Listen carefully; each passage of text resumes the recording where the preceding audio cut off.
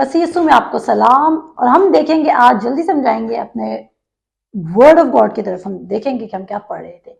मैंने आपको बताया यूहन्ना बपतिस्मा देने वाला भी एक टाइम पे अपनी जिंदगी में बेतकादी में पड़ गया।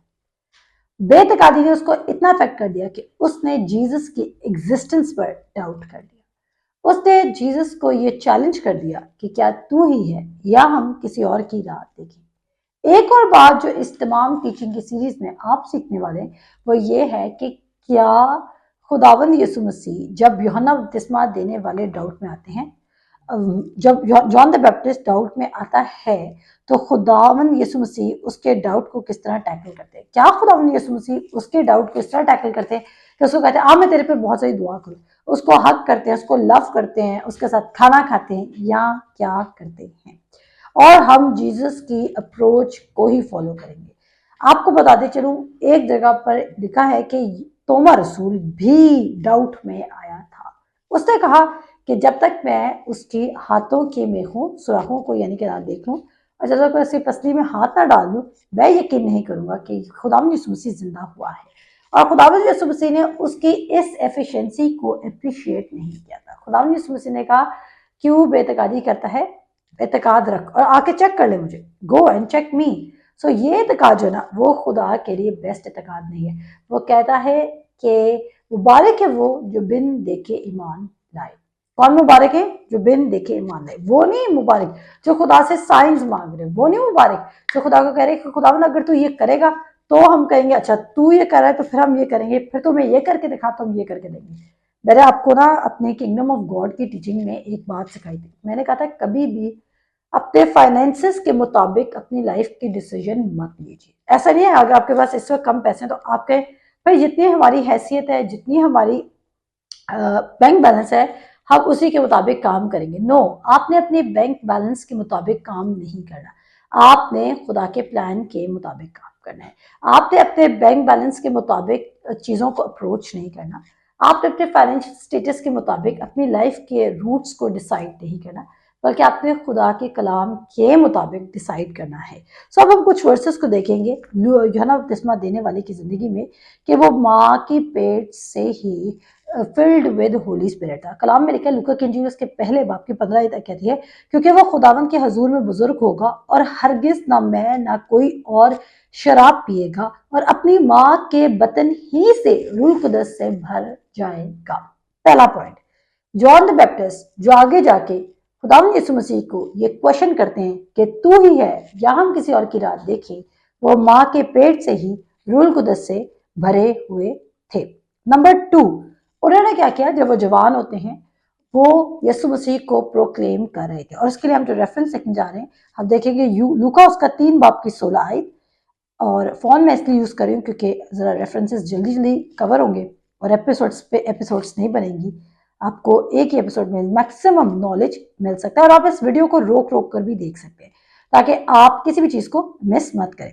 3 बाब की 16 आयत कहती है तो यूहन्ना ने उन सब से जवाब में कहा। ऊपर वो पूछ रहे जब लोग मुंतजर थे और सब अपने अपने दिल में यूहन्ना की बाबत सोचते थे कि आया वो मसीह है या नहीं, तो यूहन्ना ने उन सब जवाब में कहा मैं तो तुम्हें पानी से बपतिस्मा देता हूं, मगर जो मुझसे जोर आवर है वो आने वाला है, मैं उसकी जूती का तस्मा खोलने के लायक नहीं। वो तुम्हें रूह कुदस और आग से बपतिस्मा देगा। उसका छाछ उसके हाथ में है ताकि वो अपने खलियान को खूब साफ करे। और आगे जो वर्स है, पॉइंट क्या है, वो कह रहा है वो मुझसे क्या है, ज्यादा जोर आवर है। अब ये क्या हुआ, ये तब की बात है जब जॉन द बैप्टिस्ट यीशु मसीह के हक में गवाही दे रहा है। आप इमेजिन करें वो आज के मॉडर्न जमाने का प्रीचर है, वो यीशु मसीह के हक में गवाही दे रहा है, बट जब उसकी लाइफ में परसिक्यूशन आती है, जब उसकी लाइफ में अफ्लिक्शन आती है, जब वो अपने राइट गोल से जरा सा हटता है तो क्या होता है, वो डाउट में आने लग जाता है। अगर जॉन द बैप्टिस्ट डाउट में आ सकता है तो आप भी डाउट में आ सकते हैं। आगे चलते हैं। उसके बाद आप देख रहे हैं यहाँ पर वो लोगों को क्या कह रहा है कि मैं तो इस काबिल भी नहीं कि उसकी जूती के तस्मा बादू पर। बाद में वो खुदावंद यीशु मसीह कहता है कि तू ही है या हम किसी और की राह देखिए। उसके बाद हम देखते हैं यूहन्ना की इंजील उसका पहला बाब। भी अब यहाँ पे देखते हैं वो क्लेम करेगा। यहाँ पर लिखा है 29 आयत से, दूसरे दिन उसने मसीह को अपनी तरफ आते देख कर कहा, देखो ये खुदा का बरा है जो दुनिया का गुनाह उठा लिए जाता है। क्लियर, मैं आपको क्लियर करी, खुदावंद यीशु मसीह के बारे में जॉन द बैप्टिस्ट क्या क्लेम करें, क्या प्रोक्लेम करें, ये खुदा का बरा है जो दुनिया का गुनाह उठा लिए जाता है।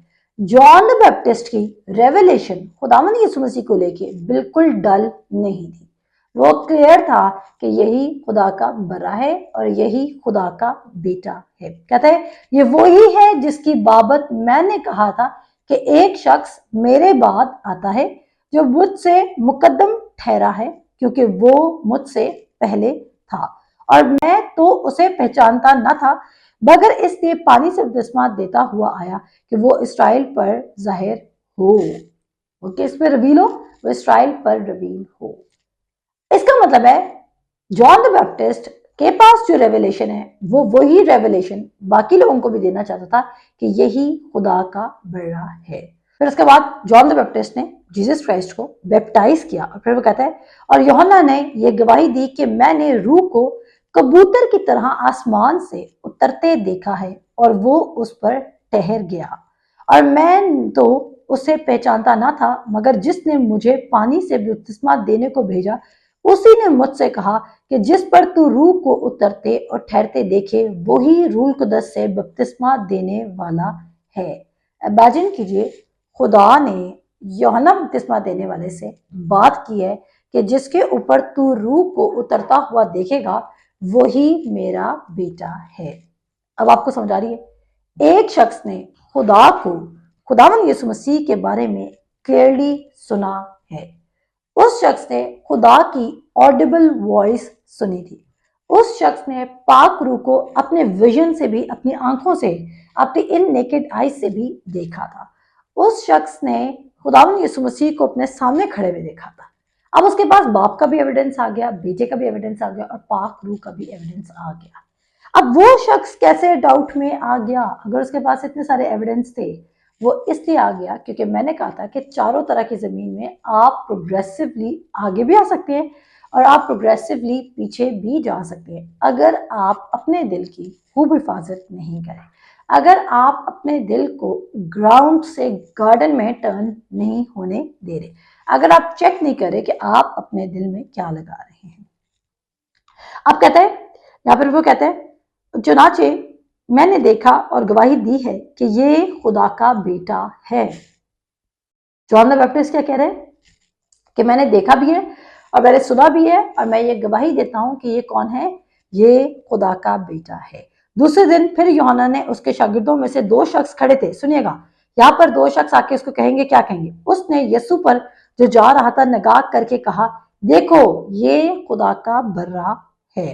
वो बार बार क्लेम कर रहे हैं कि ये खुदा का बड़ा है, ये हमारा मसाया है, ये हमारे निजात देने वाला है। उसके बाद अगर आप आगे देखें तो उसकी हम्बलनेस देखें, वो दोनों शागिर्द उसको ये कहते सुनकर यीशु के पीछे हो लिए, यानी कि जो यूहन्ना बपतिस्मा देने वाले के शागिर्द थे वो यीशु के पीछे चले गए। जॉन द बैप्टिस्ट अपनी मिनिस्ट्री खुदावंद यीशु मसीह पे टर्न कर रहा है क्योंकि वो इतना श्योर था कि फाइनल वर्ड और मसाया खुदावंद यीशु मसीह हैं। पर क्या जॉन द बैप्टिस्ट अपनी जिंदगी के आखिरी लम्हों में ऐसा रहा? नो, वो टर्न हो गया। और वो क्यों टर्न हो गया? इसका मतलब है कोई भी टर्न हो सकता है। एक और स्क्रिप्चर पढ़ेंगे यहाँ पर, जॉन द बैप्टिस्ट यूहन्ना के इंजील का 3 बाब और उसकी 26 आयत से पढ़ना शुरू करेंगे। उन्होंने यूहन्ना के पास आकर कहा, ए रबी, जो शख्स यरदन के पार तेरे साथ था जिसकी तूने गवाही दी थी, देख वो बपतिस्मा देता है और सब उसके पास आते हैं। अब लोग ना यूहन्ना बपतिस्मा देने वाले को प्रवोक करने आए हैं कि तू जिसको प्रमोट कर रहा था, तेरी मिनिस्ट्री के लोग सारे उधर जा रहे हैं। यीशु मसीह जलाल पा रहा है पर वो यीशु मसीह को एज ए ह्यूमन नहीं देख रहा, वो खुदा यीशु मसीह को एज अ मसाया देख रहा है। उसको पता है कि भाई मैं एक इंसान हूँ, मेरी मिनिस्ट्री टर्म में उसी की राह तैयार करता और लोग उसी की तरफ जा रहे हैं, तो यही मेरी विक्ट्री है। और जितना ज्यादा लोग यूहन्ना बपतिस्मा देने के मैसेज से यीशु के पास जा रहे थे, उतना ज्यादा यूहन्ना बपतिस्मा देने वाले की मिनिस्ट्री का सक्सेस था। क्या आपकी मिनिस्ट्री का सक्सेस ये है कि लोग आपकी तरफ मतवज्जो हो रहे हैं या आपके थ्रू खुदावंद यीशु मसीह की तरफ? सो ये आपकी मिनिस्ट्री का सक्सेस हो सकता है। और यूहन्ना ने जवाब में कहा, इंसान कुछ नहीं पा सकता जब तक उसको आसमान से ना दिया जाए। तुम खुद मेरे गवाह हो कि मैंने कहा, मैं मसीह नहीं मगर उसके आगे भेजा गया हूं। जिसकी दुल्हन है वो दुल्हा है, मगर दुल्हा का दोस्त जो खड़ा हुआ है उसकी सुनता और दुल्हा की आवाज से बहुत खुश होता है। बस मेरी यही खुशी पूरी हो गई। जरूर है कि वो बढ़े और मैं घटूं। मैंने आपको पहले एपिसोड में बताया था कि जॉन द बैप्टिस्ट अपने बारे में और खुदावंद यीशु मसीह को लेकर एक टाइम पर कहते हैं कि जरूर है कि वो बढ़े और मैं घटूं। जैसे हम ये गीत गाते हैं, तू बढ़ता जा और मैं कम होता हूं। सो जॉन द बैप्टिस्ट बिल्कुल राइट एटीट्यूड में मूव कर रहे थे, क्योंकि उस वक्त वो सिंगल माइंडेड थे और वो सिर्फ इस बात को स्टैब्लिश करते हैं कि उन्होंने जीसस को लोगों के ऊपर रिवील करना है। फिर उसके बाद वो कहते हैं, जो ऊपर से आता है वो सबसे ऊपर है। ऊपर से कौन आया था? खुदावंद यीशु मसीह। वो श्योर था कि यही ऊपर से आया है, ये मैन की मदद से नहीं आया बल्कि ये गॉड की मदद से आया, खुदा की। जो जमीन से है वो जमीन ही से है और जमीन ही की कहता है। जो आसमान से आता है वो सब ऊपर से है। जो कुछ उसने देखा और सुना उसी की गवाही देता है और कोई उसकी गवाही कबूल नहीं करता। और जिसने उसकी गवाही कबूल की उसने इस बात पर मोहर कर दी कि खुदा सच्चा है, क्योंकि जिसे खुदा ने भेजा वो खुदा की बातें कहता है, इसलिए कि वो रूह नाप नाप कर नहीं देता। बाप बेटे से मोहब्बत रखता है और उसने सब चीजें उसके हाथ में दे दी हैं। बाप किससे मोहब्बत रखता है? बेटे से। यानी कि वो किसकी बात करता? खुदावंद यीशु मसीह की। और फिर वो आगे कहता है जो बेटे पर ईमान लाता है हमेशा की जिंदगी उसकी है। जॉन द बैप्टिस्ट लोगों को बता रहा था कि आपने मुझ पे बिलीव नहीं करना, मैं जिसकी गवाही दे रहा हूं उसने मुझे कमांड किया कि मेरे बेटे को लोगों पर रिवील कर। और से बोला कि जो बेटे पर ईमान लाता है उसके पास क्या है? हमेशा की जिंदगी है, उसकी है। लेकिन जो बेटे की नहीं मानता जिंदगी को ना देखेगा बल्कि उस पर खुदा का गजब रहता है। अब इतने एविडेंस के बाद हम ये देख रहे हैं कि एक शख्स कैसे अपने इस फियर में आ सकता है कि वो रॉन्ग बंदे को प्रीच कर रहा था, उसने राइट मसाया को प्रीच नहीं किया। वो एक टाइम पर इस कदर डाउट में कैसे आ सकता है? क्या आपको मेरा पॉइंट समझ आया? सो जॉन द बैप्टिस्ट, मैंने प्रीवियस वर्सेस आपको इसलिए पढ़ाई है ताकि आपको क्लियर हो कि जॉन द बैप्टिस्ट एक टाइम में एक रिवाइवल लाने वाला शख्स था। उसने खुदावंद यीशु मसीह से पहले खुदावंद यीशु मसीह की राह तैयार की थी। और आप जाएं, आप पढ़ सकते हैं मत्ती की इंजील उसके 3 बाब में भी, वहां पर भी बपतिस्मा हो रहा है। तो जब वहां पर बपतिस्मा हो रहा है तो वहां पर भी जॉन द बैप्टिस्ट क्या करे कि एक टाइम पर वो कहता है यह है खुदा का बला जो जहां के गुनाहों को उठाए ले जाता है। फिर वो बपतिस्मा देते हैं और बपतिस्मा देने के बाद क्या होता है कि यीशु मसीह पर कबूतर की सूरत में रूह कुदस यीशु मसीह पर उतरता हुआ नजर आता है। और जैसे वो नजर आता है, अब ऑफ कोर्स उसने खुदा की एक टाइम में ऑडिबल वॉइस सुनी। ऑडिबल वॉइस का क्या मतलब है? जैसे आप मेरी आवाज सुन रहे हैं।